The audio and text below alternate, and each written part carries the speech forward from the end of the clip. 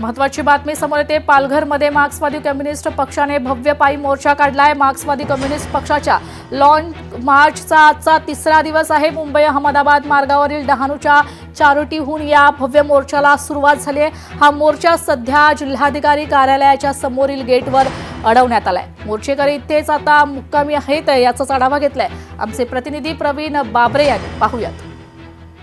आपल्यासोबत आमदार विनोद निकोले त्यांच्याकडनं जाणून घेण्याचा प्रयत्न करूयात। आमदार साहेब, तुम्ही आज या जिल्हाधिकारी कार्यालयावर पोहोचलात, काय म्हणाल? जिल्हाधिकारी कार्यालयावर आम्ही काल संध्याकाळी 7 वाजता पोहोचलेलो आहोत।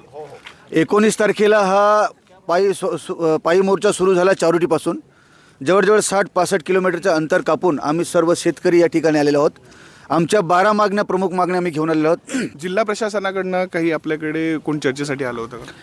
रात्री इथे पोहोचल्यानंतर जवळजवळ 10-10:30ला या ठिकाणी काही प्रतिनिधी त्यांचे आले आणि त्यांनी आम्हाला निरोप दिला की कलेक्टर मॅडमने आपल्याला चर्चेसाठी बोलवलं आहे, परंतु एवढ्या थकलेल्या परिस्थितीमध्ये आम्ही चर्चा करण्याच्या मनस्थितीमध्ये नाही होतो।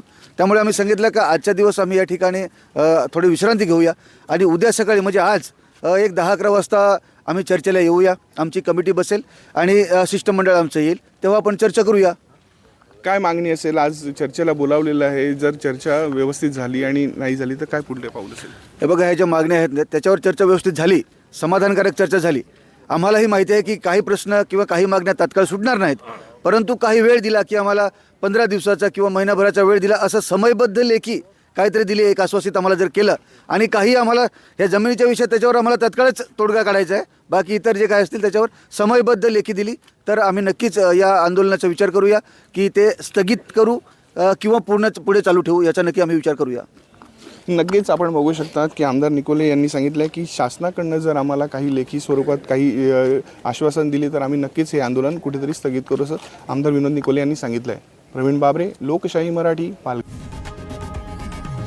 लोकशाही मराठी, ऐका, पहा, जागरूक रहा।